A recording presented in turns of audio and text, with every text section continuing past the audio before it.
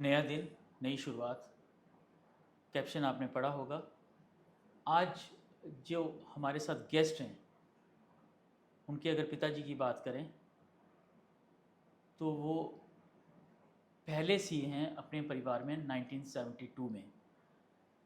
CA का उनका बनना और फिर उनसे इतना इंस्पायर होना कि उनके जनरेशन और उनकी फैमिली में 25 सीएस बने।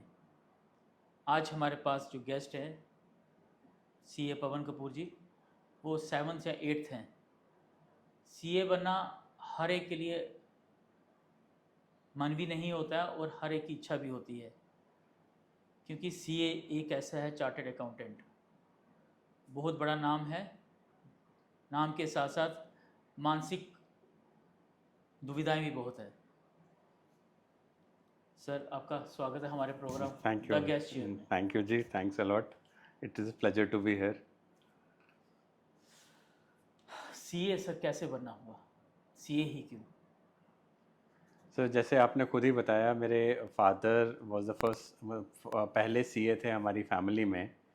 जब वो सीए 1972 में बने तो मेरा बर्थ भी 1972 में हुआ था। और उन्होंने अपनी फर्म का नाम भी मेरे नाम से रख दिया। अच्छा जी। राइट, तो एक तरह से उन्होंने मेरी डेस्टिनी लिख दी थी।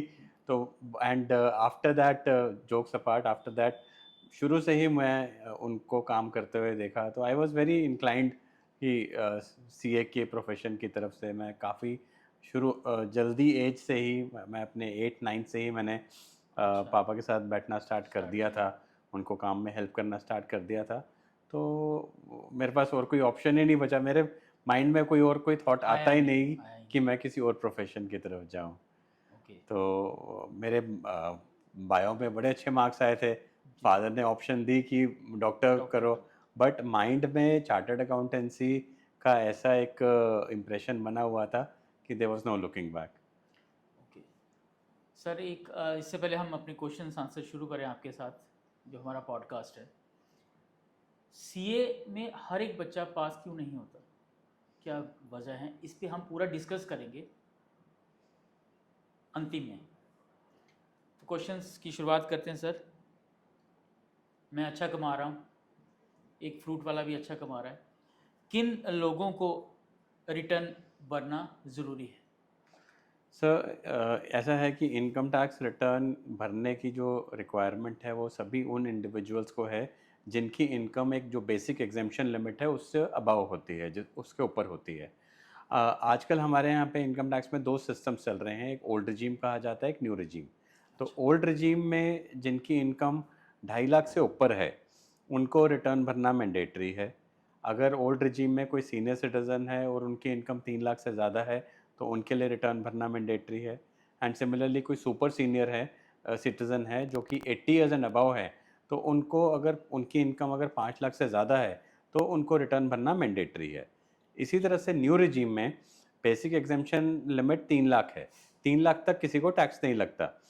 जिसकी इनकम 3 लाख से ज़्यादा एक्सीड होगी उसको रिटर्न भरना मैंडेटरी है। अच्छा। और इसके अलावा कुछ कैटेगरीज आ जाती हैं कि अगर आपने कुछ स्पेसिफाइड फाइनेंशियल ट्रांजैक्शंस की हैं या आपके कुछ फॉरेन एसेट्स हैं बाहर, स्पेसिफाइड ट्रांजैक्शंस में कि आपका बिजली का बिल 1 लाख से ज़्यादा आता है, आपने फॉरेन ट्रैवल किया और वहाँ पे 2 लाख से ज़्यादा का खर्चा किया, या आपने अपने सेविंग अकाउंट में 50 लाख से ज़्यादा खर्चा डिपॉजिट किया है, तो इस तरह से कुछ पैरामीटर्स बने हुए हैं कि अगर आपने ये फाइनेंशियल ट्रांजैक्शंस की हैं तो इवन दो आपकी इनकम एग्जेम्पशन लिमिट से नीचे है, आपको रिटर्न भरना मैंडेटरी है। अच्छा। तो इसके अलावा और कैटेगरीज आ जाती हैं, कंपनीज आ जाती हैं, पार्टनरशिप्स फर्म्स आ जाती हैं, उनके लिए रिटर्न भरना मैंडेटरी है ज़ीरो लेवल से, चाहे उनको प्रॉफिट हो चाहे लॉस हो, उनके लिए रिटर्न भरना मैंडेटरी है।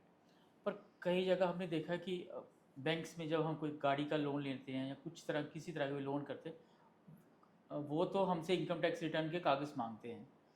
क्योंकि मैं ये पॉडकास्ट सिर्फ सरल भाषा में ही करना चाहता हूँ, आम लोगों के जो क्वेश्चंस होते हैं। तो अब वो लोग कहते हैं कि कुछ लोग ये ऐसा कहते हैं कि हमें ज़ीरो बैलेंस या ज़ीरो कुछ ऐसा वर्ड होता है कि ज़ीरो बैलेंस रिटर्न भरना नील होता है, रिटर्न बोल नील देते हैं रिटर्न वो, जिसको हाँ बोल जी। सकते हैं। जी। तो वो अगर भर लें, चाहे आप पिछले 10 साल से भर रहे हैं, पर बैंक वाले कहते हैं कि नहीं, आप भर तो रहे हैं बट उतना लोन नहीं देंगे जितना आपको चाहिए। देखिए, बैंक का जो पैरामीटर होता है वो रिटर्न किस लिए मांगते हैं, वो देखना चाहते हैं कि जो भी लोनी है, जिसको हम लोन दे रहे हैं, जी। उसके पास क्या उतनी कैपेसिटी है कि वो लोन को रीपे कर पाए। ओके। सो उनका होता है कि वो देखना चाहते हैं कि लोन की जो इंस्टॉलमेंट बनेगी 1 साल की, क्या जिस इंडिविजुअल को हम दे रहे हैं वो, उसकी उतनी हाँ, इनकम है भी कि नहीं है। नहीं है। सो ऐसा नहीं हो सकता कि किसी की इनकम 5 लाख की है और वो 1 करोड़ का लोन अप्लाई कर रहा है जिसकी किस्त ही 10 लाख बन जाएगी, बिल्कुल। तो उसकी कैसे होगा? इनकम जस्टिफाई नहीं करेगी इंस्टॉलमेंट। तो बैंक का पैरामीटर वो होता है देखने फिक्स का। होता। तो कहने का मतलब अगर हम नील ही भर रहे हैं बट हमें लोन 2 लाख का चाहिए या 5 लाख का चाहिए या लाख का ही चाहिए, तो उसमें रिटर्न हमारा भरना और नील कोई फर्क नहीं पड़ता।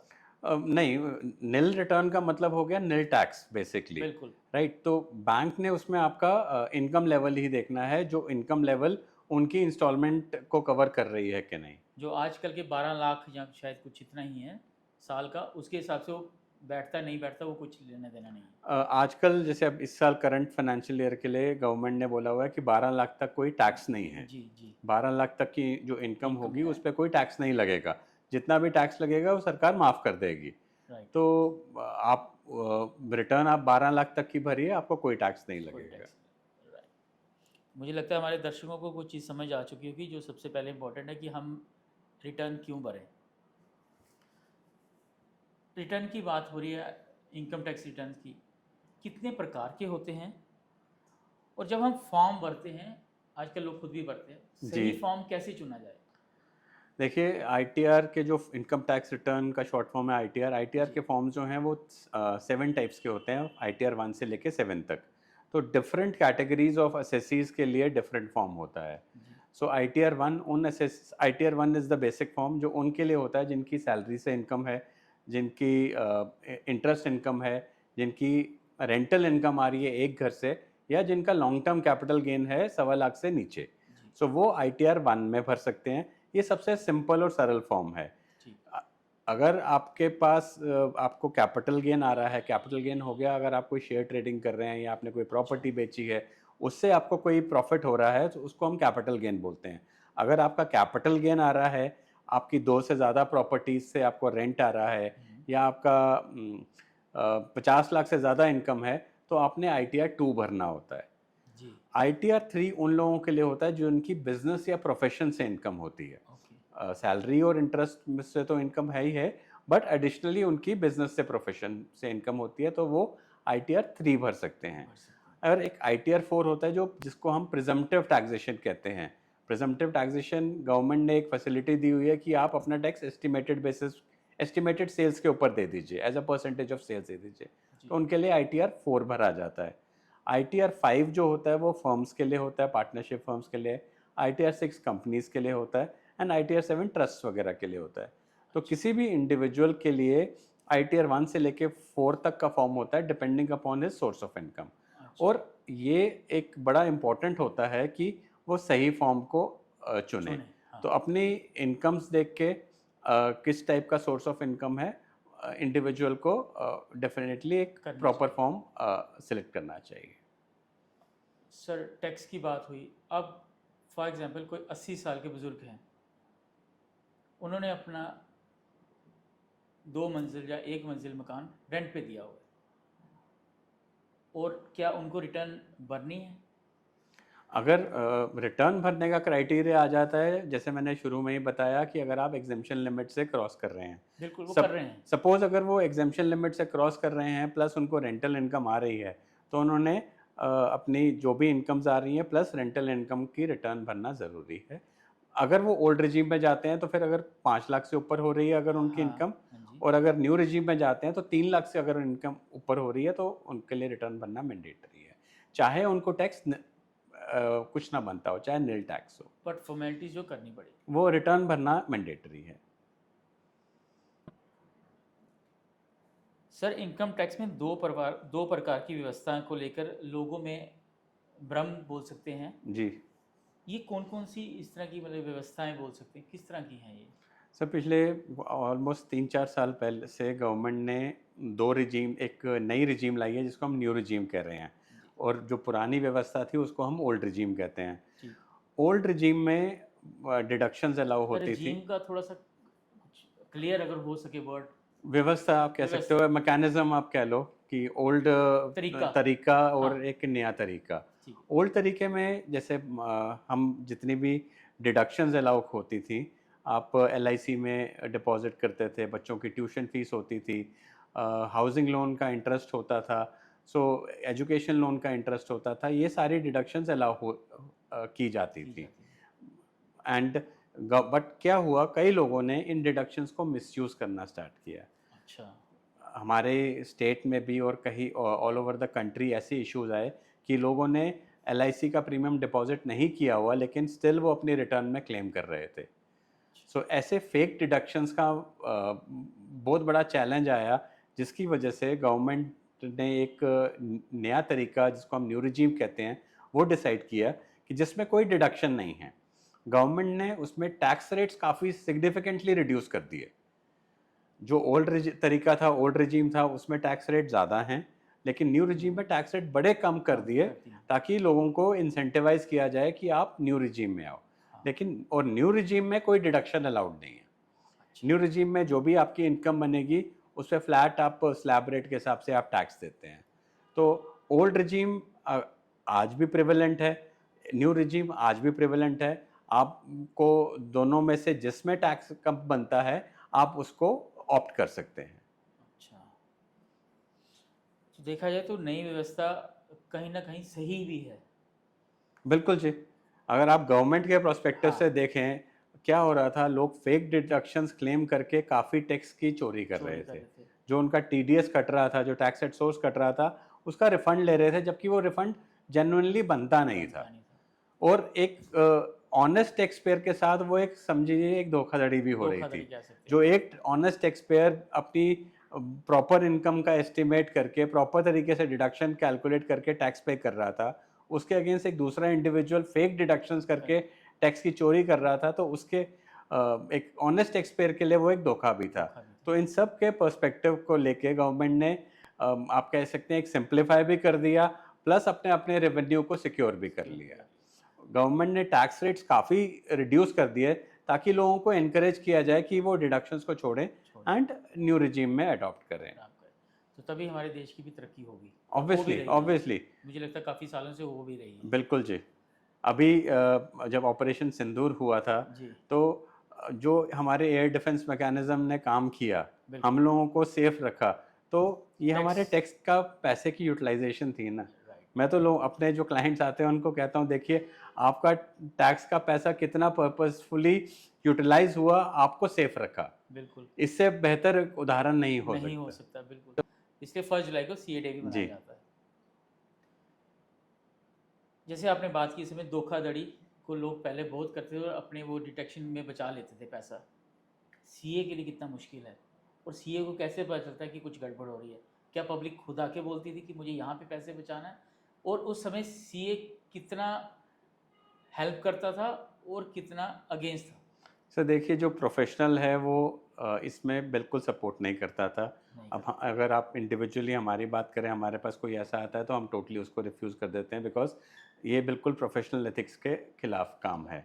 अब कई लोग हैं जो टाउट्स हैं, वो जगह जगह पे जाके बेसिकली आर्मी यूनिट्स में जाके लोगों को एनकरेज करते हैं कि हम आपको रिफ़ंड दिलवा देंगे। अब जो आर्मी का जवान है या जो भी एम्प्लॉई है, जी। उसको पता नहीं है कि वो किस तरीके से गलत काम करके आपको रिफंड दिलवा रहा है। अच्छा। अब अल्टीमेटली रिस्पॉन्सिबिलिटी अगर इनकम टैक्स वाले कोई एक्शन लेंगे, तो वो टाउट या जो एजेंट है उस पे नहीं लेंगे। उस अल्टीमेटली जो एसएससी है, जिसका गलत डिडक्शन क्लेम हुई, जिसने गलत रिफंड लिया, एक्शन उस पे होगा। लास्ट ईयर जो हमने सुना था कि ऑलमोस्ट 400 एफआईआर्स फाइल हुई थी हमारी स्टेट में अगेंस्ट दीज हमारे रॉन्ग जम्मू डिडक्शन। में, हमारी स्टेट में, जम्मू कश्मीर जे में। एंड के ओके में, ओके।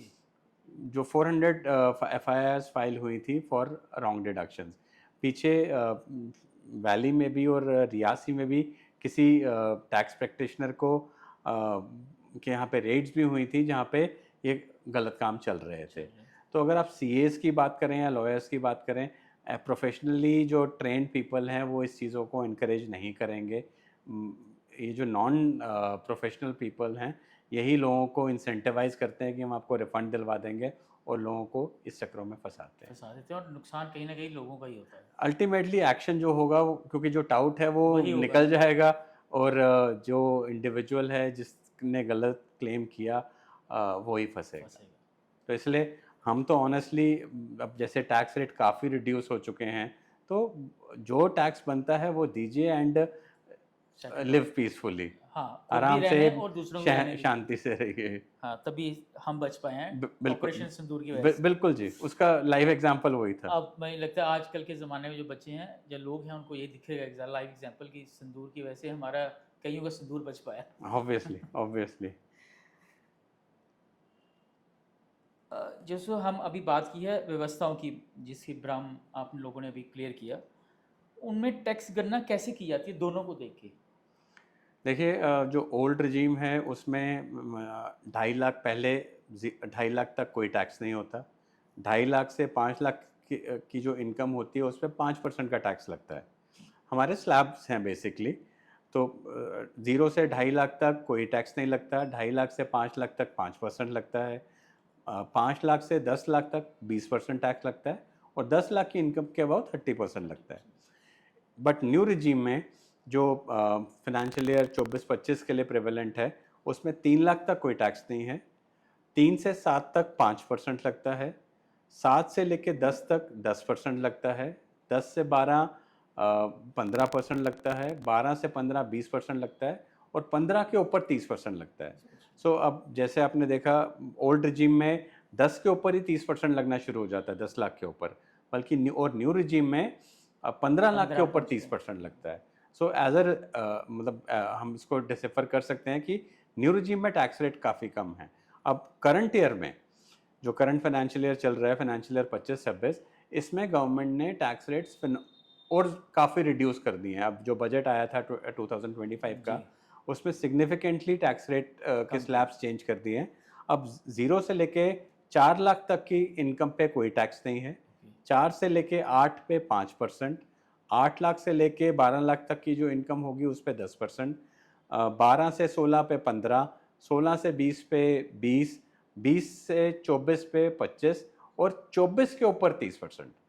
सो जहाँ पहले 15 लाख के ऊपर 30% आपको टैक्स लग रहा था, अब 24 लाख के ऊपर 30%। कितना फर्क किया है गवर्नमेंट? सो कोई भी अगर इंडिविजुअल होगा उसको ऑलमोस्ट 70-80 हज़ार रुपए का पिछले साल और करंट ईयर में टैक्स का फर्क मिलेगा। प्लस गवर्नमेंट ने 12 लाख तक का जो भी टैक्स बनेगा उसको गवर्नमेंट ने एग्जेम्प्ट कर दिया। एग्जेम्प्ट मतलब जितना भी टैक्स बनेगा गवर्नमेंट उसको माफ़ कर देती है, उसको वेव ऑफ कर देती है। बट 12 लाख से जो जिसकी भी अबाव इनकम बनेगी तो उसको वो स्लैब रेट्स लग जाएंगे। ये बड़ा कंफ्यूजन है लोगों को कि 12 लाख तक कोई टैक्स नहीं है और 12 लाख से टैक्स लगना शुरू होगा। तो बट इसमें कॉन्सेप्ट यही है कि 12 लाख तक की जिसकी भी इनकम होगी उसका जितना भी टैक्स बनेगा वो वेव ऑफ हो जाएगा, लेकिन 12 लाख से अगर आपकी अबाव इनकम होती है तो स्लैब रेट के हिसाब से आपने टैक्स देना है। जैसा आपने हमें अभी बताया। जी जी, जो कि सिग्निफिकेंटली कम है as compare to the last year. Tax की बात चल रही है सर, एनआरआई कोई अकाउंट वाला होता है या कोई एनआरआई है जो मर्चेंट नेवी की बात कर लेते हैं, मर्चेंट नेवी के लिए बाहर जा रहे हैं, जॉब करके वापस आ रहे हैं, उन पे टैक्स नहीं है कि है? जो एनआरआईज हैं उनके लिए कुछ स्पेसिफाइड क्राइटेरियाज हैं कि अगर आप वो इतनी देर आप इंडिया से बाहर रहते हो तो आप एनआरआई स्टेटस कर लेते हो। 182 डेज का है उनका। अच्छा। अगर आप 182 डेज से ज़्यादा इंडिया से बाहर रहते हो तो आपको जो आपकी आउटसाइड वाली इनकम है, जो इनकम आपको इंडिया से बाहर अर्न हो रही है उस पर कोई टैक्स नहीं है। बट जो इंडिया में इनकम अर्न हो रही है उस पर आपने टैक्स देना है। सपोज कोई मर्चेंट नेवी में है जो उनको सैलरी बाहर मिल रही है, तो उस पर कोई टैक्स नहीं लगेगा, लेकिन उस सैलरी को उन्होंने इंडिया में रेमिट करके हो सकता है यहाँ या उनकी कोई यहाँ पे रेंटल कोई प्रॉपर्टी खरीदी हुई है, उससे कोई रेंटल इनकम आ रही है तो उस पर टैक्स लगेगा, again subject to the limits.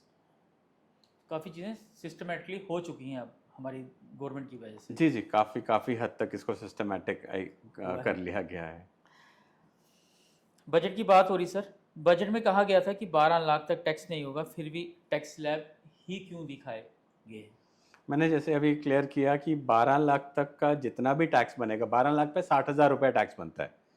तो जितना भी 60,000 जो टैक्स बनेगा गवर्नमेंट उसको एक रिबेट दे देती है, उसको हम रिबेट अंडर सेक्शन 87 बोलते हैं कि जितना भी टैक्स 60,000 बना गवर्नमेंट उसको वेव ऑफ कर देती है। ठीक है।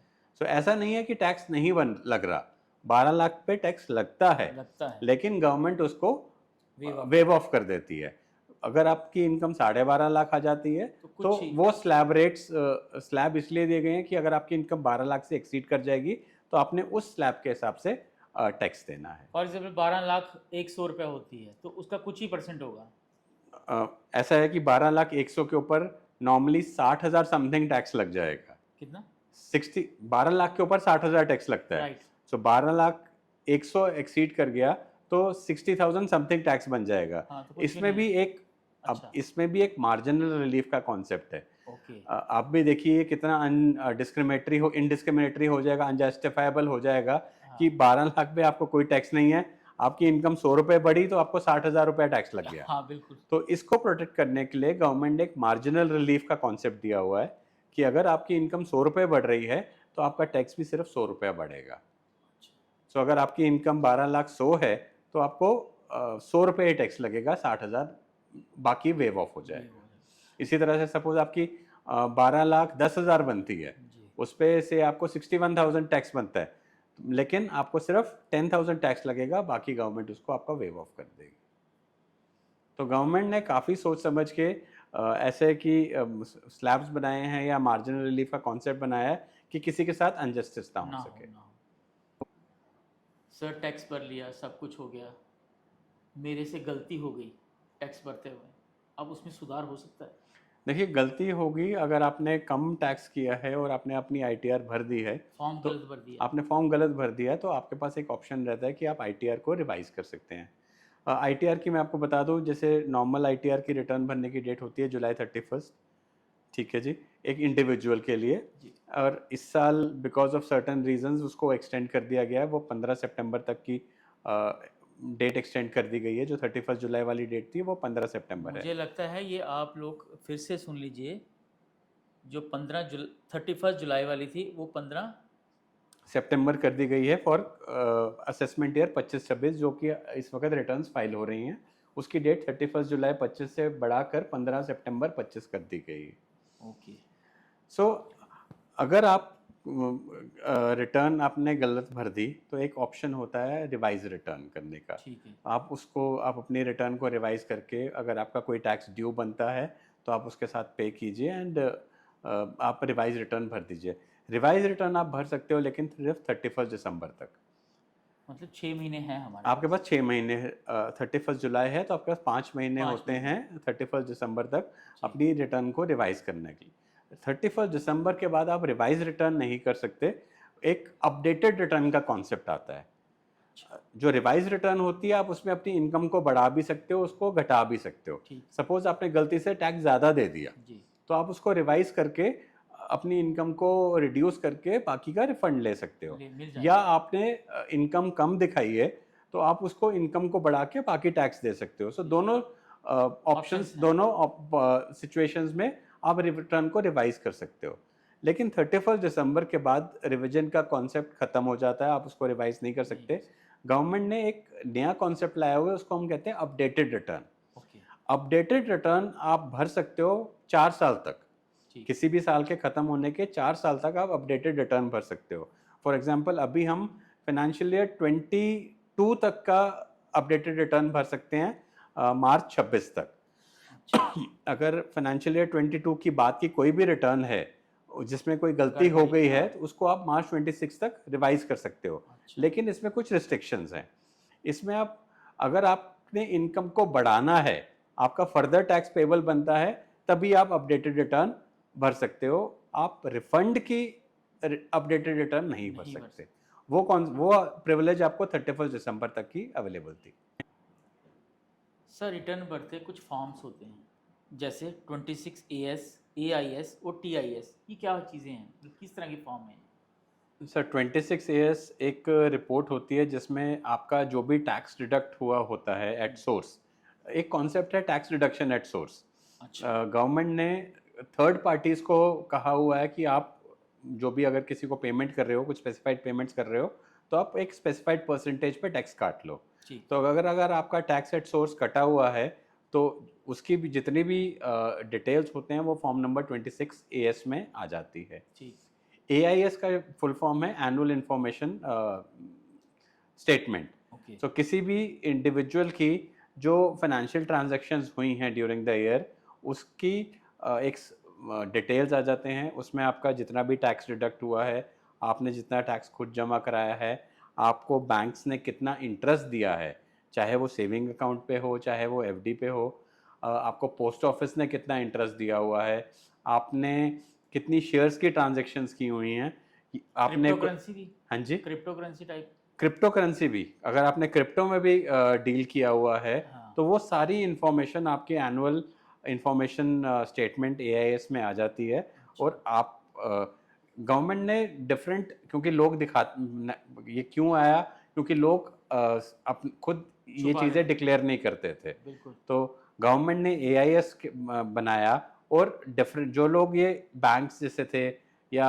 ब्रोकर्स थे या क्रिप्टो वाले डीलर्स थे, उनको मैंडेटरी कर दिया कि हाँ। आपने रिटर्न फाइल करनी है और ये बताना है कि मैंने किस इंडिविजुअल को पेमेंट की है। ठीक।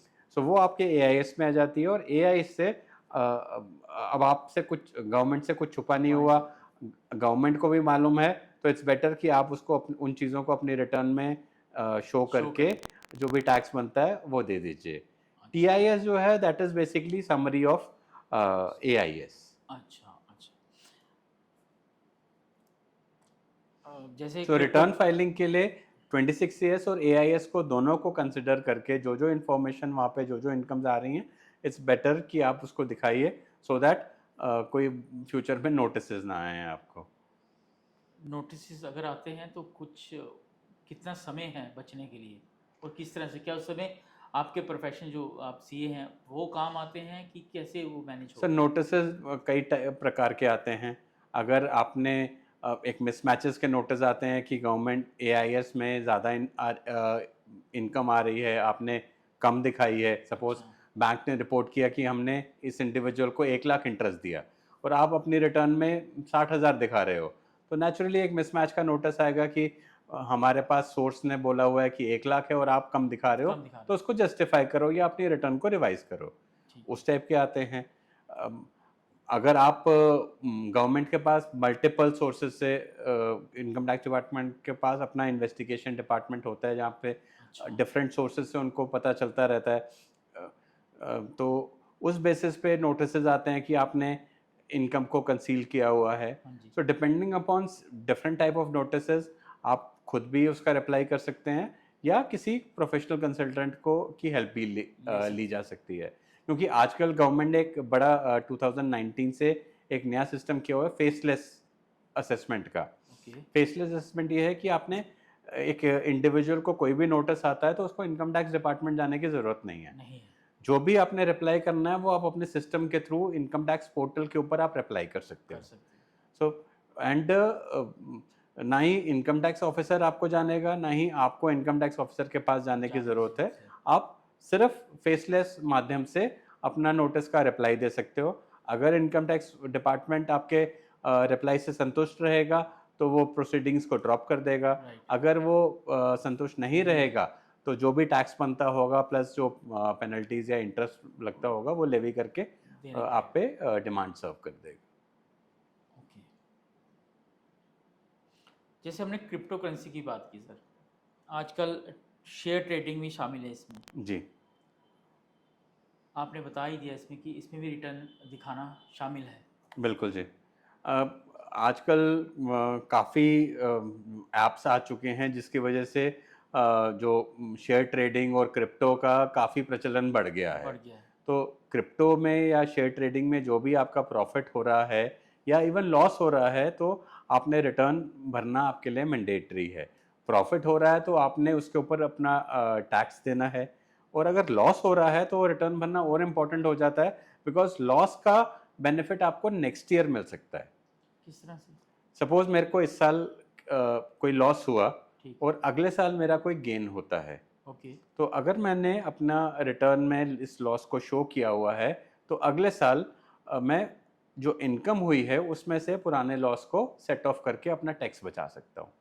तो अच्छा, इनकम दिखाना तो ज़रूरी है ही, बिकॉज मैंने उसके ऊपर अपना टैक्स देना है, बट लॉस दिखाना भी इक्वली इंपॉर्टेंट हो जाता है, बिकॉज उसका बेनिफिट मुझे अगले फ्यूचर इनकम में से सेट ऑफ का मिल जाएगा, जिससे मैं अपना टैक्स लायबिलिटी को बचा सकता हूँ। तो जो भी रिटर्न्स अभी भरेंगे, चाहे सैलरीड वाले हों चाहे बिजनेस वाले हों, इट इज़ इम्पॉर्टेंट कि वो अपनी शेयर की इंफॉर्मेशन अपनी रिटर्न्स में शो करें। वैसे भी एआईएस में आजकल आ गई होती है, हाँ जी, तो उसको कंसील करेंगे तो गवर्नमेंट से नोटिसेस, नहीं आएंगे, पेनल्टी के नोटिसेस ही इनवाइट करेंगे। अदरवाइज आप लोगों को नोटिस आएंगे, ये ध्यान रखिएगा।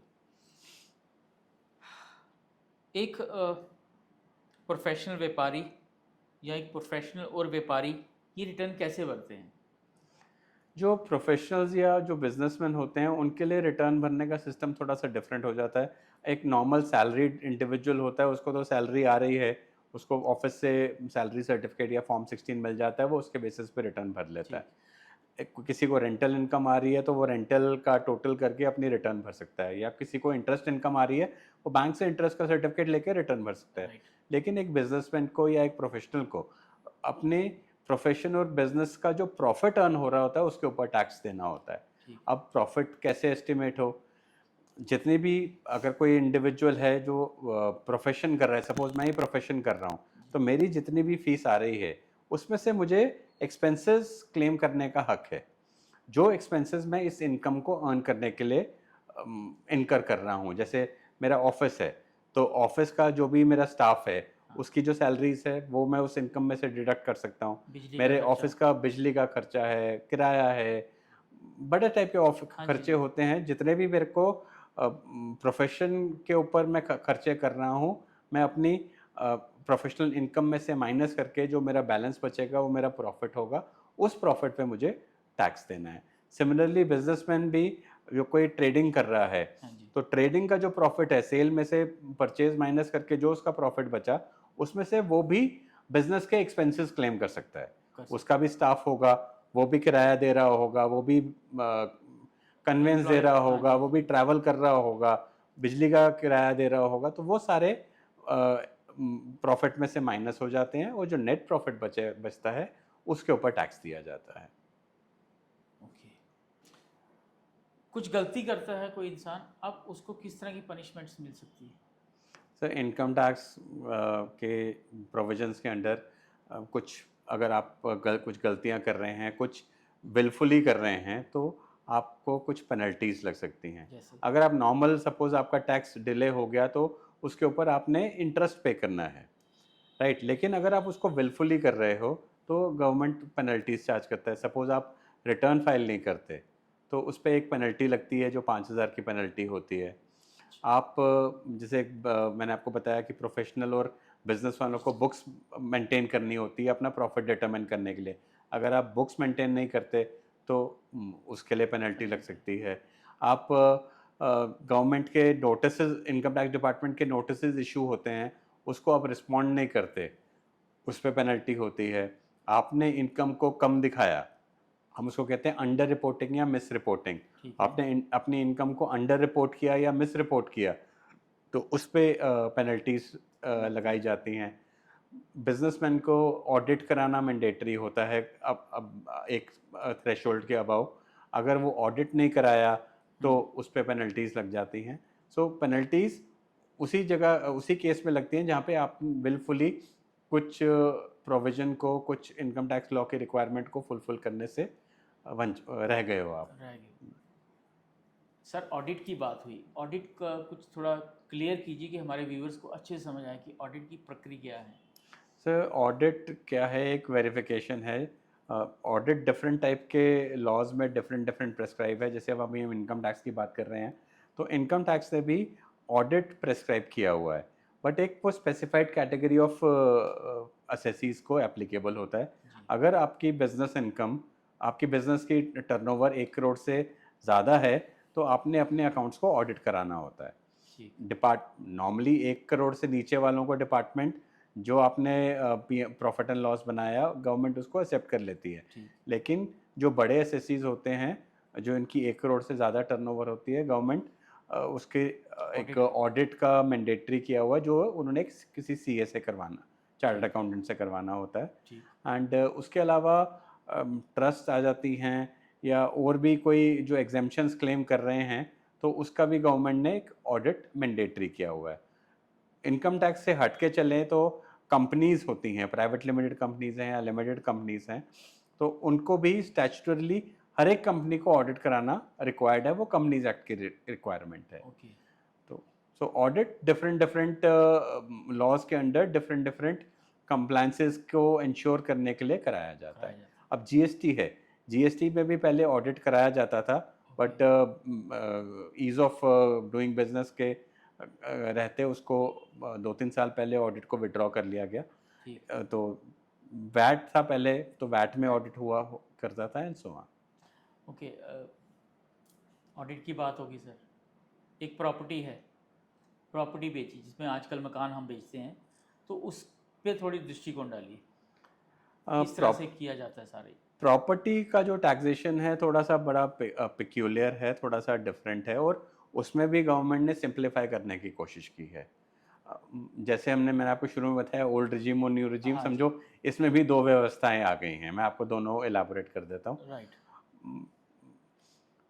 एक प्रॉपर्टी जो बेची जाती है, उसका जो टैक्स है, उसको हम, उसका जो प्रॉफिट है, हम उसको कैपिटल गेन वर्ड यूज़ करते हैं। ठीक सो जो टैक्स है आपका, वो कैपिटल गेन के ऊपर लगता है। राइट और कैपिटल गेन की गणना कैसे करते हैं हम? जो आपकी प्रॉपर्टी का जो सेल कंसिडरेशन है, जिस प्रॉपर्टी जितने पे आपने उसको बेचा, उसमें से माइनस कर दिया जाता है जो आपकी परचेस प्राइस है। ठीक सपोज आपने 1 करोड़ की प्रॉपर्टी बेची, और आपने उसको आज से 10 साल पहले 20 लाख की खरीदी थी, तो बेसिकली उन दोनों का जो डिफरेंस है, उसको कैपिटल गेन माना जाता है। राइट लेकिन बात आती है कि आपने 10 साल पहले खरीदी थी और बेच आप आज रहे हो, जबकि प्रॉपर्टीज़ की वैल्यूएशन में काफ़ी अंतर आ चुका है। जो हमने 10 साल पहले 20 लाख की खरीदी थी, आज उसी को अगर खरीदने जाएं तो वो 20 लाख में नहीं मिलेगी। नहीं मिलेगी। तो गवर्नमेंट इसमें इंडेक्सिंग का कॉन्सेप्ट ले आई है। अच्छा इंडेक्सिंग का कॉन्सेप्ट ये है कि हम जो 10 साल पहले वाली चीज़ है, हम उसको आज की वैल्यू पे अराइव करते हैं राइट कि उस प्रॉपर्टी की आज की वैल्यू क्या कितनी है। है। हाँ गवर्नमेंट ने कॉस्ट इन्फ्लेशन इंडेक्स प्रेस्क्राइब किया हुआ है, जिसके बेसिस पे जो रेट्स लगा के हम जो 2000 जो 10 साल पहले जो चीज़ से 10 लाख की थी, हम उसकी आज की वैल्यू निकाल सकते हैं। राइट सो सपोज हमने 20 लाख की 10 साल पहले 20 लाख की प्रॉपर्टी ली थी, आज उसकी कीमत इंडेक्स करके 40 हो जाती है। जी तो जो मेरा सेल कंसिडरेशन होगा, उसमें से ओरिजिनल कॉस्ट माइनस नहीं होगी, उसमें से मेरी इंडेक्स कॉस्ट होगी, माइनस होगी। अच्छा जैसे मैं एग्जांपल ले रहा था कि 1 करोड़ की बेची और 20 लाख की खरीदी थी, अब उसकी इंडेक्स कॉस्ट मेरी 40 लाख बन गई, तो जो मुझे टैक्स देना होगा वो 1 करोड़ माइनस 40 लाख, जो 60 लाख बचेगा बनेगा, उसके ऊपर देना होगा। अब इसमें एक क्वेश्चन आता है कि जो प्रॉपर्टी हमारे एंसेस्टर से हमें मिली हुई है, जो हमारे पेरेंट्स से हमें मिली हुई है, उसकी हम गणना कैसे करेंगे? इसको हम गिफ्ट भी बोल सकते हैं। नहीं वो नहीं, अलग है। गिफ्ट नहीं, वो तो सब आप कह सकते हैं पेरेंट्स ने गिफ्ट दी हुई है, या पेरेंट्स से इसका विल, एक गिफ्ट का नाम है वो अलग है। वो अलग चीज़ है। ठीक पेरेंट्स से विल में मिली है, या पेरेंट्स की डिमाइस के बाद आपको बिक्विथ हुई है, तो उस, अब ये प्रॉपर्टी सपोज आज से 50 साल पहले खरीदी गई है, जी तो गवर्नमेंट ने उस केस में, क्योंकि 50 साल पहले जो रेट थे वो बिल्कुल नॉमिनल से थे, तो गवर्नमेंट ने एक उसमें ऑप्शन दिया हुआ है कि आप उसमें 1 अप्रैल 2001 की वैल्यू को अडॉप्ट कर सकते हो। ठीक जो भी प्रॉपर्टी 1 अप्रैल 2001 से पहले ली गई हैं, उसमें जो वैल्यूएशन, जो आपकी कॉस्ट है, वो जो 1/4/2001 की जो वैल्यू है, वो कॉस्ट मानी जाएगी। ठीक और अगर हम उसको इंडेक्सेशन करते हैं, हम उस प्रॉपर्टी को आज बेच रहे हैं, करंट ईयर में वो प्रॉपर्टी जो 1/4/2001 को जो खरीदी गई है, वो 3.76 टाइम्स उसका इंडेक्सेशन हो जाता है। अच्छा सपोज कोई प्रॉपर्टी अगर 1 लाख की खरीदी गई थी 2001 में, जिसकी वैल्यू 2001 में 1 लाख 1 लाख थी, थी। ठीक वो आज 3.25 लाख एक मोटा मोटा काउंट होगी। ठीक और उस प्रॉपर्टी को अगर 10 लाख में बेचा जाता है, तो आपका जो कैपिटल गेन है वो 10 लाख माइनस 3.25 लाख, जो 5,25,000 बना या 6,25,000 बना, उसके ऊपर आपको टैक्स देना पड़ेगा एट द रेट ऑफ 20%। ठीक राइट। इस चीज़ को सिंप्लीफाई करने के लिए गवर्नमेंट ने एक पिछले बजट में एक नया प्रोविज़न लाया। 23 जुलाई 2024 से ये इम्प्लीमेंट हुआ है। गवर्नमेंट ने इंडेक्सिंग का कॉन्सेप्ट उसमें ख़त्म कर दिया। अच्छा, गवर्नमेंट ने सिंपली कहा, जो आपकी सेल प्राइस है उसमें से आप परचेज प्राइस को माइनस कीजिए ठीक। और एक फ्लैट रेट 12.5% पे आप उसको बेच उसका टैक्स दे टैक्स दे दीजिए। दीजिए, जी। उसका टैक्स दे दीजिए। अगर आप आपके पास अब दोनों ऑप्शंस अवेलेबल हैं। जो भी प्रॉपर्टी 23 जुलाई 2024 से पहले बनी हुई है, ठीक। अगर आप आज उसको सेल करना चाहते हैं तो आपका दोनों ऑप्शंस अवेलेबल है। या तो आप इंडेक्सेशन का बेनिफिट ले लीजिए, आप उसकी कॉस्ट को इंडेक्स करके प्रॉफिट को कैलकुलेट कर लीजिए तो 20% टैक्स दे दीजिए। ठीक। अगर आप इंडेक्सेशन का बेनिफिट नहीं लेना चाहते तो आप सिंपली सेल प्राइस में से परचेज प्राइस को माइनस कर लीजिए और उस पर 12.5% टैक्स दे दीजिए। ठीक। सो उन दोनों में से जो भी आपके लिए बेनिफिशियल होगा आप उस पे आप उसको अडॉप्ट कर सकते हो। अब प्रॉपर्टी तो बेच दी, राइट? अब उस प्रॉपर्टी का टैक्स को हम कैसे बचा सकते हैं? इस प्रॉपर्टी को अगर जो प्रॉपर्टी हमने बेची है, अगर उस पे हमें से 50 लाख का या 60 लाख का कैपिटल गेन आया है, जी। हम उसको सेव कर सकते हैं, हम उस टैक्स को बचा सकते हैं। उसके 2-3 तरीके हैं। आप गवर्नमेंट ने कुछ अपनी गवर्नमेंट बॉडीज़ हैं, उनके कैपिटल गेन बॉन्ड्स इशू किए हुए हैं। अगर आप कैपिटल गेन बॉन्ड्स में इन्वेस्ट कर देते हो, जी। तो आपका जो टैक्स है, जितना कैपिटल गेन है उसमें से जितनी आपने इन्वेस्टमेंट की वो डिडक्ट हो जाती है और आपको बैलेंस पे टैक्स लग जाता है। ठीक। सपोज आपका कैपिटल गेन 40 लाख रुपया बना, आपने उस 40 लाख को इन्वेस्ट कर दिया तो आपका टैक्स ज़ीरो हो जाता इन्वेस्ट है कहाँ पे? कैपिटल गेन बॉन्ड्स में। Capital gain. Capital gain bond जो हैं वो गवर्नमेंट बॉडीज़ हैं, जैसे रूरल इलेक्ट्रिफिकेशन कॉरपोरेशन, अच्छा। National highway authority of India. ऐसी 5-6 बॉडीज़ हैं जिन्होंने टैक्स फ्री बॉन्ड्स, IRFC है, इंडियन रेल फाइनेंस कॉरपोरेशन, अच्छा। ये इन्होंने बॉन्ड्स इशू किए हैं। अगर आप इनमें इन्वेस्ट करते हो तो आपका जो कैपिटल गेन है वो सारा बच टैक्स जो है वो बच सकता है। अच्छा। अब ये जो बॉन्ड्स हैं ये 5 इयर्स का लॉक इन होता है। ओके। अब बॉन्ड्स गवर्नमेंट आपका टैक्स सेव कर रही है तो हाँ, कुछ रिस्ट्रिक्शंस इम्पोज्ड हैं। सही। जो ये आप बॉन्ड्स खरीदेंगे ये 5 साल का लॉक इन है और इस पर एक नॉमिनल 5.5% का इंटरेस्ट मिलता है इन पर बॉन्ड्स के। ईयर हाँ जी, ओवरऑल की पर ईयर पर interest year, per year. Okay. तो 5.5% आपको हर साल इंटरेस्ट आ जाता है और 5 साल के बाद जो बॉन्ड्स का पैसा है वो वो वापस। आपको अपने आप ऑटोमेटिकली अकाउंट में आ जाता है। ठीक। सो इन बॉन्ड्स में, प्लस इन बॉन्ड्स में रिस्ट्रिक्शन है कि आप इनको प्री मैच्योरली एनकैश नहीं कर सकते। एक अच्छा। फिक्स्ड लॉक इन 5 साल के बाद ही ये पैसा मिलेगा। ठीक। प्लस इनको आप किसी जगह पे प्लेज करके कोई लोन इनके अगेंस्ट नहीं ले सकते। अच्छा, तो ये कुछ जैसे लिमिटेशंस हम हैं। एफडी के अगेंस्ट लोन लेते हैं जैसे हम एफडी के अगेंस्ट लोन ले लेते हैं, बट इन बॉन्ड्स के अगेंस्ट हम इनको प्लेज करके हम नहीं ले सकते। लोन नहीं ले सकते। जी। सो बट आपका सीधा के सीधा 20% या 12.5% बच गया। टैक्स बच जाता है इन बॉन्ड्स में इन्वेस्ट करने करने का। से भी। दूसरा तरीका होता है कि आप कोई रेजिडेंशियल हाउस खरीद लें ठीक। या बना लें। जी। सो 2 मेथड्स आ गए, या तो आप बॉन्ड्स में इन्वेस्ट कर लीजिए राइट। या कोई रेजिडेंशियल प्रॉपर्टी में आप उस कैपिटल गेन को इन्वेस्ट कर दीजिए। ठीक। सो रेजिडेंशियल आप हाउस परचेज भी कर सकते हो, आप रेजिडेंशियल हाउस एक कंस्ट्रक्ट भी कर सकते हो। परचेज करने के लिए आपके पास 2 साल का पीरियड होता है from the date of sale, right. या इवन अगर आपने 1 साल पहले भी कोई प्रॉपर्टी परचेज की हो उसका भी बेनिफिट गवर्नमेंट आपको देती दे है। देती है। राइट। वो भी आपकी इन्वेस्टमेंट काउंट हो जाती है कैपिटल गेन के लिए।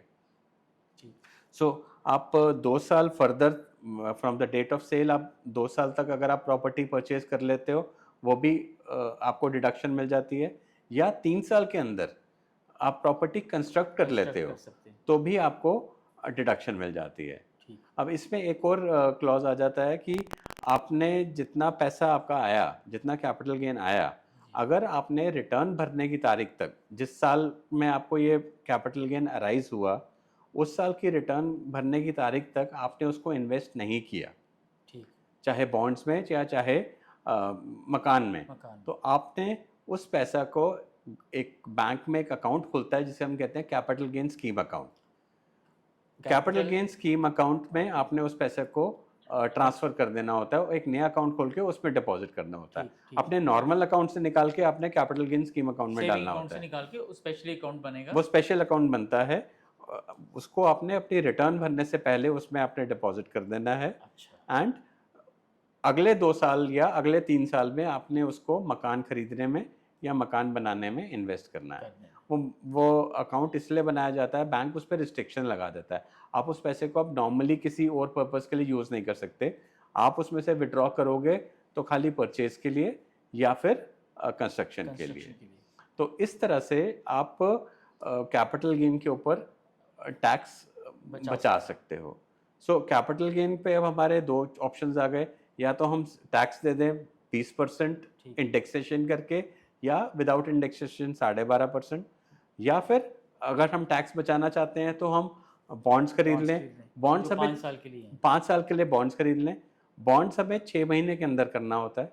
उस वो भी लिमिटेशन है अच्छा वो कि भी जो डेट ऑफ सेल है उसके 6 महीने के अंदर आपने बॉन्ड्स खरीदने होते हैं। खरीदने हैं और या फिर अगर आपने बॉन्ड्स नहीं खरीदते हैं तो स्पेशल तो अकाउंट। आप रेजिडेंशियल प्रॉपर्टी बनाना चाहते हो या ख़रीदना चाहते हो तो वो 2 साल या 3 साल का पीरियड है।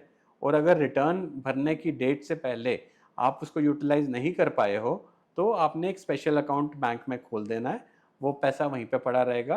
ठीक एंड देन 2 या 3 साल में आपने उसको इन्वेस्ट करना है। और उसको हम उसके अगेंस्ट हम लोग कुछ भी नहीं ले सकते, उसके पैसा अगेंस्ट नहीं लोन नहीं ले सकते, वो पैसा आपने सिर्फ मकान को परचेज परचेज करने के या लिए मकान बनाने के लिए बनाने के यूज़ लिए। होना है। राइट अब क्वेश्चन आता है कि अगर 3 साल के अंदर मैं मकान नहीं बना पाया, बिल्कुल किसी वजह से। किसी वजह से मैं उस अमाउंट को यूटिलाइज नहीं कर पाया, तो ठीक क्या होगा? हाँ अगर मैंने उस अमाउंट को 3 साल तक यूटिलाइज नहीं किया तो जब 3 साल कंप्लीट होंगे उस साल में जो पहले साल में मैंने कैपिटल गेन 3 साल पहले कैपिटल गेन बचाया था, जी वो कैपिटल गेन मुझे तीसरे साल में जाके अपनी रिटर्न में डिक्लेयर करना पड़ेगा और टैक्स देना पड़ेगा। सो ये हमारा स्कीम ऑफ थिंग्स रहती हैं प्रॉपर्टी के सेल के तो कंसर्न में। कहीं ना कहीं गवर्नमेंट हेल्प कर ही रही है आम लोगों के लिए। काफ़ी हेल्प है। आप काफी। देखिए पहले 20% रेट होता था, अब उसको 12.5% कर दिया। पहले इंडेक्सेशन का कॉन्सेप्ट होता था, उसको सिंप्लीफाई करके सीधा Easy कर कैलकुलेशन इजी कर दी। प्लस आपके पास ऑप्शन रहता है कि क्योंकि नॉर्मली प्रॉपर्टी बंदा बेचता कब है, जब या तो वो बड़ा मकान खरीदना चाहता है या किसी और सिटी में खरीदना चाहता है, हाँ तो तभी आपको एक ऑप्शन दे दिया है कि आप इस पैसे को किसी वहाँ दूसरी जगह पे लगा दीजिए। ठीक अब है। कई बार एक लोगों को मिसकॉन्सेप्ट होता है कि मैं प्लॉट खरीद के प्लॉट खरीद लूँ। हाँ तो कई लोग प्लॉट खरीद के प्लॉट खरीद लेते हैं और उसकी डिडक्शन क्लेम कर लेते हैं, लेकिन ये डिडक्शन मिलती उसी केस में है जहाँ पे आप रेजिडेंशियल मकान बनाते हो। ऐसा नहीं है कि आप प्लॉट खरीद के प्लॉट हाँ, खरीद लो। उसमें नहीं आपने प्लॉट बेच के आपने एक रेजिडेंशियल प्रॉपर्टी ही खरीदनी है या या बनानी है। कंस्ट्रक्शन कर ली। हाँ जी, आप प्लॉट खरीद लो लेकिन आप उस पर एक रेजिडेंशियल प्रॉपर्टी बनाओ, तभी आपको डिडक्शन मिलेगी, अदरवाइज नहीं। सो ये एक ओवरऑल कॉन्सेप्ट था प्रॉपर्टी सेल के ऊपर। प्रॉपर्टी की बात आ रही है, अब प्रॉपर्टी गिफ्ट में भी देने का एक चलन है, जी, उस पर दृष्टिकोण डालिए। अगर प्रॉपर्टी गिफ्ट में मिलती है और रिलेटिव से मिलती है तो उस पर कोई टैक्स नहीं है। बट अगर आप प्रॉपर्टी किसी थर्ड पर्सन दे रहा है तो वो आपकी नॉर्मल इनकम ट्रीट की जाती है और उस पर टैक्स लग जाता है। जैसे ऐसे क्या एग्जांपल दे रहा हूँ मैं इसकी तरह की कि कोई बुजुर्ग दंपति है, उनके घर में काम करने वाला कोई लड़का है, उसको अगर वो एज ए गिफ्ट दे देते हैं, जहाँ पे रहते हैं वो मकान नहीं, कोई अपना प्लॉट या कोई भी अपना मकान, तो उसमें टैक्स का क्या? तो जो इंडिविजुअल रिसीव कर रहा वो है, बहुत गरीब आदमी है, जो इंडिविजुअल रिसीव कर रहा है वो उसकी इनकम काउंट हो जाएगी। उसके पास इनकम जीरो है, वो बिल्कुल बट गरीब आदमी है। ये जो आपको प्रॉपर्टी मिल रही है वो आप उसकी गिफ्ट उसकी इनकम काउंट हो जाएगी। अच्छा वो हो अगर ब्लड रिलेशन में होता है, फादर अपने बेटे को दे रहा है या बेटी को दे रहा है तो उस पर कोई टैक्स नहीं है, लेकिन अगर थर्ड पर्सन को दिया जा रहा है तो वो थर्ड पर्सन की इनकम काउंट हो जाती है, उसके ऊपर उसको टैक्स देना टैक्स पड़ेगा। देना ही पड़ेगा। किसी पेरेंट की डिवाइस हो जाती है, अब वो जो प्रॉपर्टी है वो बच्चे के पास आएगी, अब जब मदर के पास आई, मदर ने कुछ साल अपने नाम पे करवाई नहीं करवाई वो सेकंड बात है। अब बच्चे के पास आई, बच्चे ने उसको पहले रेंट में रखा, फिर उसको बेच दिया 5 साल के बाद, 10 साल के बाद या 2 साल के बाद या 1 साल के बाद, उस पर टैक्स का क्या योजना है या योजना? जी, देखिए, जैसे अगर किसी इंडिविजुअल की डेथ हो गई और वो डेथ के बाद वो प्रॉपर्टी उसकी लीगल हायर अगर उसकी वाइफ होती हैं, तो वो वाइफ की प्रॉपर्टी मानी जाएगी, अच्छा। राइट? और उस प्रॉपर्टी से कोई भी अगर इनकम जनरेट हो रही है, सपोज कोई रेंट रेंट जनरेट हो रहा जनरेट, है, हाँ। तो वो वाइफ की रिटर्न में वो टैक्सेबल हो चाहे जाएगी। उनको उनकी पेंशन मिलती हो। चाहे पेंशन मिलती हो, पेंशन तो हमारे different sources of different heads of income होते हैं, राइट। जैसे एक सैलरी होती है, एक रेंटल होता है, इंटरेस्ट होता है, कैपिटल गेन होता है या बिजनेस इनकम होती है। जी। सो जितने भी आपके हेड से इनकम आ रही है तो आपने अपनी रिटर्न में सबको शो करना है। सो अगर आपको पेंशन मिल रही है प्लस आपको जो प्रॉपर्टी अब आप जो आपके हस्बैंड के नाम थी, अब वो वाइफ के नाम पे आ गई है और उस पर रेंट जनरेट हो रहा है, तो वाइफ ने अपनी रिटर्न में उसको शो करना। रिफ्लेक्ट करके उस पर जो भी टैक्स बनेगा वो देना है। ठीक। सपोज वाइफ के डिमाइस के बाद वो बेटे के पास आ जाती है और अब जो इनकम उसमें जनरेट हो रही है वो बेटे की नॉर्मल इनकम बन जाएगी, बेटे को उसके ऊपर टैक्स देना होगा। और अच्छा। सपोज जैसे आपने कहा कि 5-10 साल के बाद वो उसको बेच देते बेच हैं, दे, हाँ। तो अगेन जो कैपिटल गेन बनेगा वो बेटे के हैंड्स में टैक्सेबल हो जाएगा। अब बेटे ने 10 साल के बाद बेच दी, तो जो उसमें कॉस्ट कौन सी मानी जाएगी? कॉस्ट जो फादर ने जो जिस रेट पे खरीदा था, क्योंकि ओरिजिनल जो ओनर थे वो फादर थे, ठीक। तो फादर ने जिस रेट पे प्रॉपर्टी खरीदी थी अ, वो मानी जाएगी, या फिर एक अगर 1/4/2001 से पहले है तो फिर 1/4/2001 की जो वैल्यू है राइट। वो कॉस्ट मानी जाएगी। तो बट टैक्सेबल हो जाएगा हाँ, लीगल हायर जो भी होगा उसके हैंड्स में। तो ये अगर एंसेस्टर प्रॉपर्टी में 5-6 पीढ़ियों से चल रही है, जी, उसके पाँच सब छः पीढ़ियों में चल रही है तो वही 1/4/2001 की वैल्यू वही काउंट चलेगी। होगी। हाँ जी, अच्छा, वही गवर्नमेंट ने हाँ किया जी, हुआ है। गवर्नमेंट ने वो दे दिया है 1/4/2001 की वैल्यू, और उसका अगर इंडेक्सेशन करनी है तो 3.4 3.76 टाइम्स आज की वैल्यू काउंट हो जाती है वो। प्रोफेशनल सारी बातें होंगी, हमारे जो व्यूअर्स हैं उनको आपने काफ़ी ज्ञान दिया, समझा दिया टैक्स के बारे में। आजकल वैसे भी 31 जुलाई तक से पहले पहले टैक्स भरना भी है, अच्छा, इनकम टैक्स। 15 सितंबर इस साल अभी वो एक्सटेंड, मैंने हाँ, आपको वो आपने बताया वो बताया, एक्सटेंड हो राइट राइट, चुकी है। 15 तारीख तक। अब कुछ क्वेश्चंस हैं जो हमारे यंगस्टर्स हैं जो सीए बनना चाहते हैं। मैं चाहता हूँ कि कुछ उनको किन किन बातों का ध्यान रखना चाहिए, बिकॉज आपको काफ़ी साल हो गए हैं इस लाइन में।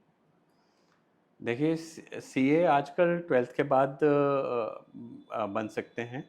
12th के बाद एक कोर्स आता है जिसको हम सीपीटी कोर्स कहते हैं, उसमें बंदा जो भी स्टूडेंट है वो ज्वाइन करके उस एग्ज़ाम को क्लियर करके सीए में कोर्स में प्रवेश कर लेता है। सीए कोर्स में आने के लिए और सीए को क्लियर करने के लिए जो सबसे इम्पोर्टेंट चीज़ है वो डेडिकेशन। आप क्योंकि हमारा जो कोर्स है वो बड़ा डायनामिक कोर्स है। जो लॉज़ हैं वो आपको पता ही है, हर साल जैसे बजट आता है तो इनकम टैक्स लॉ चेंज होता रहता है। बिल्कुल। हम जीएसटी की बात करें, जीएसटी चेंज होता रहता है। तो हमारा जो प्रोफ़ेशन है बड़ा डायनामिक है, बड़े चेंजेज़ आते रहते हैं। सो एक स्टूडेंट को बड़ा अवेयर रहना पड़ता है कि क्या चेंजेज़ आ रहे हैं, चाहे ऑडिट के फ़ील्ड में, चाहे अकाउंटिंग के फ़ील्ड में, चाहे टैक्सेशन के फ़ील्ड में, चाहे कंपनी लॉ के फ़ील्ड में। सो उसको अपडेट रहना होगा चेंजेस से, उसको जो भी लॉज हैं उसको सिंसियरली पढ़ना होगा। हम कहते हैं कि 3 साल का बेसिकली टाइम फ्रेम होता है, 3 या 4 साल में बंदा क्लियर कर लेता है उसको। टोटल सिंसियरिटी और टोटल डेडिकेशन से अगर पढ़ाई करेगा तो तभी सीए हो क्लियर पाएगा। हो जाएगा। आपने शुरू में बात की थी कि सीए की परसेंटेज, हाँ, काफ़ी लोग पास नहीं होते। बिल्कुल। हमारे जो सीए की पास परसेंटेज है वो हार्डली 3 या 4% होती है, क्योंकि CA is one of the toughest course in the country. बिल्कुल। इसमें एंट्री लेना आसान है। आप सीए ज्वाइन करने में कोई एंट्रेंस नहीं है, जैसे आप एमबीए में है या मेडिकल में है या इंजीनियरिंग में है, किसी वहाँ पे फील्ड में। एंट्रेंस एग्ज़ाम टफ होता है। हाँ, लेकिन आप एक बार एंट्रेंस को पार कर लो तो तो फिर आप इजी एक है। इंजीनियर या डॉक्टर बन बन के के ही ही निकलोगे, निकलोगे, बिल्कुल। सूनर और लेटर बन के ही निकलोगे। राइट। लेकिन हमारा जो चार्टर्ड अकाउंटेंसी का कोर्स है उसमें एंट्री बहुत ईजी है। कोई भी जाना चाहे वो सिंपली हमारे इंस्टीट्यूट के साथ रजिस्ट्रेशन करना है एंड वो कोर्स को ज्वाइन कर सकता है। कोर्स को ज्वाइन कर लिया, लेकिन उसको क्लियर करना बड़ा मुश्किल हो जाता है, क्योंकि परसेंटेज हमारा इंस्टीट्यूट बड़ा चेक्स एंड बैलेंसेस रखे हुए हैं, बड़ा क्वालिटी पे बड़ा फोकस रखा हुआ है। तो हमारा जो रिज़ल्ट होता है बड़ा कम होता है, सिर्फ 4 या 5% बच्चे ही निकलते हैं निकल पाते जो डेडिकेटेड है। जो डेडिकेटेड हैं, जो टोटल अटमोस्ट सिंसेरिटी के साथ काम करते हैं। प्लस इस कोर्स में हमारे कोर्स में एक इंटर का एग्ज़ाम क्लियर करने के बाद आर्टिकलशिप आती है। आर्टिकलशिप हो गया एक, समझो एक प्रैक्टिकल ट्रेनिंग है, तो ये प्रैक्टिकल ट्रेनिंग आपने एक सीए के अंडर करनी होती है। करनी होती 3 साल का पीरियड होता है, 3 साल के अंदर आप अपना पढ़ाई भी करते हैं एंड साथ में जो आप थियोरेटिकल कॉन्सेप्ट पढ़ रहे हैं उसको आप एक सीए के अंडर प्रैक्टिकली करते भी हैं, ताकि 3 साल के बाद जब आप फाइनल का एग्ज़ाम क्लियर करें और आप एक सीए बन जाएं तो आप बिल्कुल एक रॉ नहीं हैं, तो आप एक वेल वर्स्ड पर्सन हो, एक ट्रेंड पर्सन हो जिसको प्रोफेशन का प्रैक्टिकल एस्पेक्ट भी मालूम है। तो कुछ बच्चे उस 3 साल लगाने के बाद ही पास नहीं करते हैं, तो वो प्रोफेशन को छोड़ देते हैं, उनको आप क्या बोलोगे कि कीप ट्राइंग? ऑब्वियसली अगर अगर थोड़े मार्क्स से रह रहा है तो ऑब्वियसली कीप उसको ट्राइंग, करना चाहिए, उसको परस्यू छोड़ना करना, नहीं छोड़ना चाहिए। नहीं चाहिए। आज सीए बनना आसान है कि जब आपने या आपके पिताजी सेम प्रोफेशन से हैं, तब आसान था? बातचीत तो होती होगी पिताजी से, तब का सीए के एग्ज़ाम और तब का सीए बनना और आज के सीए बनने में कितना अंतर आ गया? सर डिफ़िकल्टी लेवल अगर आप देखेंगे तो हर पीरियड की डिफ़िकल्टी लेवल वही रहा है, हर पीरियड का पास परसेंटेज वही रहा है, लेकिन फ़र्क एक ये आ गया कि हमारे टाइम पे जैसे जम्मू में कोई कोचिंग अवेलेबल नहीं होती थी। अच्छा। हमारे टाइम पे अगर किसी स्टूडेंट को सीए की कोचिंग लेना होता तो दिल्ली भागना पड़ता था। जी। आज वो चीज़ें कंपैरेटिवली बड़ी कन्वीनिएंट हो गई हैं। पहले तो सीए कोचिंग जम्मू में फिजिकली मिलती थी, बट पोस्ट कोविड अब एक नया जो कॉन्सेप्ट आ गया ऑनलाइन कोचिंग ऑनलाइन, का हाँ। या पेन ड्राइव कोचिंग का। अच्छा। तो सारी कोचिंग ऑनलाइन आपको अब मिल एट द जाती क्लिक ऑफ द बटन आपको अवेलेबल है। राइट। तो कोचिंग के माय अगर आप कॉन्सेप्ट कोचिंग के हिसाब से देखें तो आज एक सीए स्टूडेंट को बड़ी फैसिलिटीज़ अवेलेबल हैं, उसको पूरे वर्ल्ड का या पूरे इंडिया के इन्फॉर्मेशन। अच्छे टीचर्स की एक्सेस है। हाँ बिल्कुल है। हमारे टाइम पे हम अपने दिल्ली तक या सीमित ही थे कि ज़्यादा से ज़्यादा दिल्ली तक ही जा सकते थे। डेडिकेशन थी आज आज अगर हमारे पास कोई बॉम्बे में अच्छा टीचर है, कोई चेन्नई में अच्छा तो टीचर है, इजीली पहुंच सकते हम हैं। कहीं के भी टीचर से ऑनलाइन कोचिंग ले सकते ले हैं। तो इस मामले में मैं कहूँगा कि आज का स्टूडेंट एक बेटर प्रिपेयर्ड स्टूडेंट है एज़ कम्पेयर टू आपके टाइम मेरे टाइम के, जब हमें खुद ही सारा पढ़ना पड़ता था खुद या ही मेरे रिसोर्स करने खुद पड़ते ही थे रिसोर्सेज इकट्ठे करने पड़ते थे, और या मेरे फादर का जो कि और डिफिकल्ट टाइम और था। डिफिकल्ट है। जहाँ हम ऐसे कह सकते हैं आजकल के बच्चे चैट जीटीपी या बड़े आसानी से या गूगल से सर्च कर लेते हैं, आप लोगों के टाइम डिक्शनरी ढूंढनी पड़ती इस तरह हमारे से टाइम पे सर हम मतलब सब कुछ ऑनलाइन कुछ नहीं था, कुछ भी नहीं था। सब कुछ था वो हमें फिजिकली बुक्स परचेज करके बुक्स को रीड करना पड़ता था। राइट। आजकल चैट जीपीटी से आपके जितनी भी क्वेरीज हैं वो वो सब निकल इजीली आती हैं। सॉल्व हो जाती हैं, तो टोटल टाइम चेंज है। एक सीए के लिए पहले हाथों से ही सारा मेंटेन करना पड़ता था, different different firms, different different public. आज तो इजी है कंप्यूटर। बहुत फ़र्क है। अब स्ट्रेस इसकी लेवल बात कम हुआ। काफ़ी कम हो गया जी। अब हमने जब मैंने अपनी प्रैक्टिस स्टार्ट की थी हमने भी मैनुअल बुक्स से की थी, बिल्कुल। और आज वही कंप्यूटराइज्ड है। मेरे टाइम पे तो कैलकुलेटर था, मेरे फादर बताते हैं कि हमारे टाइम तो कैलकुलेटर भी नहीं था। हाँ बिल्कुल, तो हम जो 72 में शायद टोटलिंग उन्होंने, करते थे मैनुअली टोटलिंग करते थे। 72 में कैलकुलेटर भी नहीं आए थे, हाँ जो भी टोटलिंग्स होती थी वो सब मैनुअली की जाती थी। तो उस टाइम पे अकाउंटिंग भी बड़ी डिफ़िकल्ट थी। अब हमारे टाइम तक आते आते बुक्स पे कैलकुलेटर एटलीस्ट आ गया, सो कैलकुलेशन हम इजीली कर कर सकते थे। क्योंकि जब हम बुक्स ऑफ अकाउंट्स मेंटेन करते हैं तो हमें टोटलिंग करनी पड़ती है जो, या पोस्टिंग करनी पड़ती हैं, तो वो सारी कैलकुलेटर्स के हेल्प से इजीली हो जाती हैं। बट कंप्यूटराइजेशन होने से ये जो मैनुअल चीज़ें थी, टोटलिंग, पोस्टिंग, ये सारी ऑटोमेट हो गई। तो अब जो भी बुक्स होती हैं, पहले क्या होता था बुक्स में डिफरेंसेस आते थे कि आप टोटलिंग गलत कर दी अच्छा हाँ, तो आपके मेहनत बेकार बुक्स गई। में मैच नहीं करती थी, बिल्कुल। आपके डिफरेंसेस आ जाते थे। आपने पोस्टिंग गलत कर दी तो आपकी बुक्स में डिफरेंस आ जाते थे। लेकिन कंप्यूटराइजेशन आने से वो चीज़ें अवॉइड हो गई। अब क्योंकि अब टोटल जो आता है वो पैसे तक दिखा एक देता है। हाँ, टू द लास्ट पैसा वो एक्यूरेट होता है, Accurate। पोस्टिंग्स एक्यूरेट होती हैं। तो कहीं ना कहीं स्ट्रेस लेवल कम हुआ है। स्ट्रेस लेवल बहुत कम हो गया। ये जो मैनुअल टास्क थे, अब जैसे आप बैंक्स का ही ले लीजिए, हाँ जी। बैंक्स में भी आप देखिए पहले जो बुक्स ऑफ अकाउंट्स बनते थे या लेजर्स बनती थी, बिल्कुल बिल्कुल। एक मैनुअल लेजर्स होती थी। मैनुअल लेजर्स में ही इंटरेस्ट एप्लीकेशन होता था, बहुत, हाँ। बड़ा कम्बरसम काम होता था। आज आज वो तो भी easy क्लिक है। ऑफ अ बटन पे इंटरेस्ट लग जाता है। तो इसी तरह से कंप्यूटराइजेशन ने फर्क अकाउंटिंग की फील्ड में काफ़ी रिवोल्यूशनाइज किया लाई है। है। तो मैं इस तरह से कह सकता हूँ, कहीं ना कहीं मानसिक जो परेशानी थी वो कम हुई है। डेफिनेटली। और अब जो हमारे आपको स्टूडेंट्स जो सीए बनना चाहते हैं या प्रैक्टिस कर रहे हैं या इस एग्ज़ाम की तैयारी कर रहे हैं, उनको एक छोटा सा संदेश दे दीजिए। संदेश यही रहेगा कि be sincere in your practice, be sincere in your efforts. आप जितना डेडिकेट कर सकते हो, आप लिटरली उस पीरियड के लिए आप चाहे दुनिया को भूल जाओ। आप सिर्फ अपने कोर्स पे फोकस कीजिए, आप अपने करिकुलम पे फोकस कीजिए। आज आपके पास काफ़ी रिसोर्सेज अवेलेबल हैं, चाहे ऑनलाइन हो चाहे इंस्टीट्यूट की तरफ से हो, उस पर फोकस कीजिए and try to complete your CA and with good results. तो आप लोगों ने सुन लिया। अब आप जो भी हैं, जो हमारे फ्यूचर के सीए बनना चाहते हैं, डेडिकेशन दीजिए, क्योंकि आप यंगस्टर हैं, आपकी बहुत ज़रूरत है हमारे देश को और इंडिविजुअल हर एक को। तो सर, आपका बहुत बहुत धन्यवाद। थैंक यू आप जी। हमारे पॉडकास्ट में आए, हमारे बच्चों को अवेयर किया, और मुझे लगता है एक आम इंसान को भी आपने अवेयर किया है, जो काफ़ी भ्रांतियाँ थी वो दिमाग से निकल गई हैं। थैंक यू सो मच चलिए, थैंक हमारे यू, शो इट में वाज अ आने के लिए। प्लेजर। आपने हमें बुलाया और बड़ा अच्छा लगा यहाँ पे आके और अपने व्यूज़ शेयर करना। Right sir. Thanks a lot. Thank you sir. तो ये आज के पॉडकास्ट के हमारे साथ डायनेमिक पवन कपूर जी थे, जो गेस्ट चेयर में आज हमारे साथ विराजमान थे। अगले पॉडकास्ट के लिए फिर किसी एक अच्छे गेस्ट के साथ मुलाकात होगी। धन्यवाद।